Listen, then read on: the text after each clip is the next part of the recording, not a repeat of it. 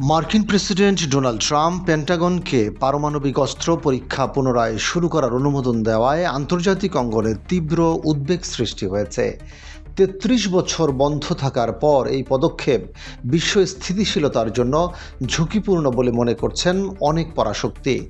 রাশিয়ার কর্মকর্তারা বলেন, যুক্তরাষ্ট্রের এই সিদ্ধান্ত বিশ্বকে অস্থিতিশীলতার দিকে ঠেলে দিচ্ছে এবং নতুন সংঘাতের সম্ভাবনা তৈরি করছে।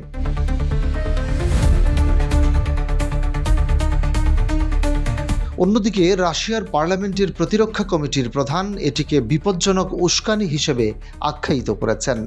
চীনও কঠোর প্রতিক্রিয়া জানিয়েছে।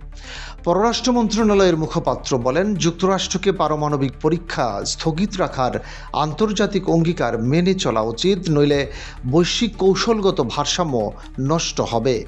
বিশ্ববাসীর আস্থা ও বিশ্বাস ত্বরান্বিতে নেমে আসবে।